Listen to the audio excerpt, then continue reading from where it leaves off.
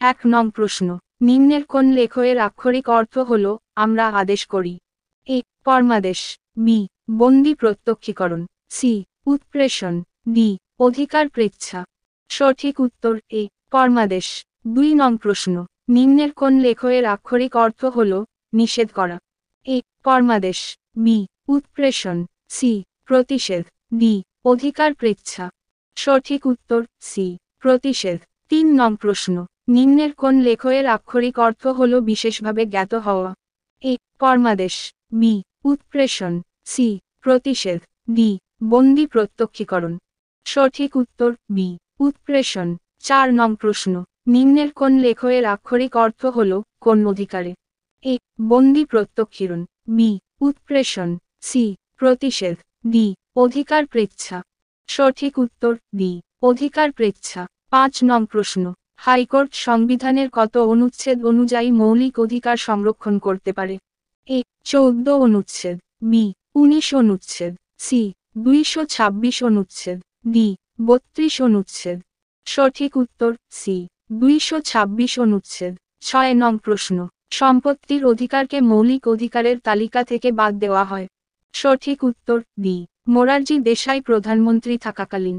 7 নং প্রশ্ন, ভারতীয় সংবিধানে শিক্ষার অধিকারকে কততম সংবিধান সংশোধনের মাধ্যমে অন্তর্ভুক্ত করা হয়েছে? এ 42তম সংবিধান সংশোধন, বি 44তম সংবিধান সংশোধন, সি 85তম সংবিধান সংশোধন, ডি 86তম সংবিধান সংশোধন। সঠিক উত্তর ডি 86তম সংবিধান সংশোধন। 8 নং প্রশ্ন, সংবিধানের 86তম সংশোধন কত খ্রিস্টাব্দে হয়? এ 2000 খ্রিস্টাব্দে, বি 2002 খ্রিস্টাব্দে, সি 2003 খ্রিস্টাব্দে, ডি 2004 খ্রিস্টাব্দে। সঠিক উত্তর বি 2002 খ্রিস্টাব্দে। 9 নং প্রশ্ন, শিক্ষার অধিকারকে সংবিধানের কোন অনুচ্ছেদে স্থান দেওয়া হয়েছে? এ 21 অনুচ্ছেদে, বি 24 অনুচ্ছেদে, সি 22 অনুচ্ছেদে, ডি 25 অনুচ্ছেদে। সঠিক উত্তর এ 21 অনুচ্ছেদে। 10 নং প্রশ্ন, ভারতীয় নাগরিকদের মৌলিক অধিকার সংবিধানের কত ধারা থেকে কত ধারায় লিপিবদ্ধ আছে? সঠিক উত্তর বি 12 ও 35 ধারায়। 11 নং প্রশ্ন, রাষ্ট্র পরিচালনার নির্দেশমূলক নীতিসমূহ অন্তর্ভুক্ত হয়েছে ভারতীয় সংবিধানের?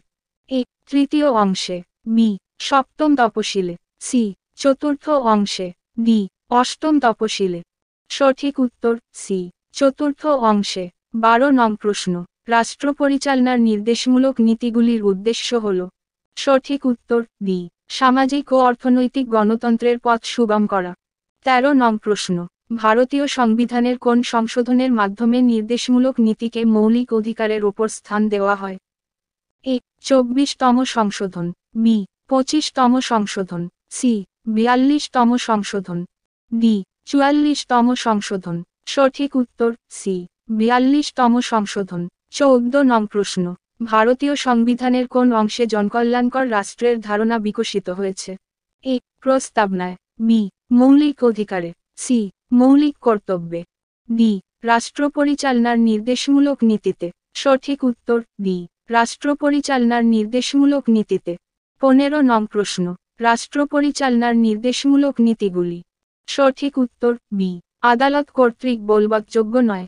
16 নং প্রশ্ন, নির্দেশমূলক নীতি অনুসারে রাষ্ট্র সমস্ত শিশুদের অবৈতনিক ও বাধ্যতামূলক শিক্ষার ব্যবস্থা করবে? এ 14 বছর বয়স পর্যন্ত, বি 15 বছর বয়স পর্যন্ত, সি 16 বছর বয়স পর্যন্ত, ডি 18 বছর বয়স পর্যন্ত। সঠিক উত্তর এ 14 বছর বয়স পর্যন্ত। 17 নং প্রশ্ন, নিম্নের কোনটি নির্দেশমূলক নীতি?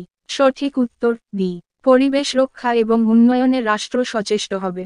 18 নং প্রশ্ন, সংবিধানের 42তম সংশোধনের মাধ্যমে কটি নির্দেশমূলক নীতি সংবিধানের 4র্থ অংশে যুক্ত হয়?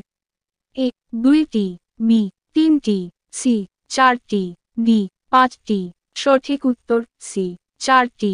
19 নং প্রশ্ন, রাষ্ট্র পরিচালনার নির্দেশমূলক নীতিগুলির রূপায়ণ নির্ভর করে?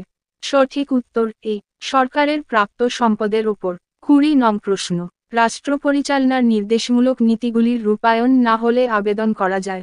এ সুপ্রিম কোর্টে, বি হাইকোর্টে, সি যে কোনো কোর্টে, ডি কোনোটিই নয়। সঠিক উত্তর ডি, কোনোটিই নয়।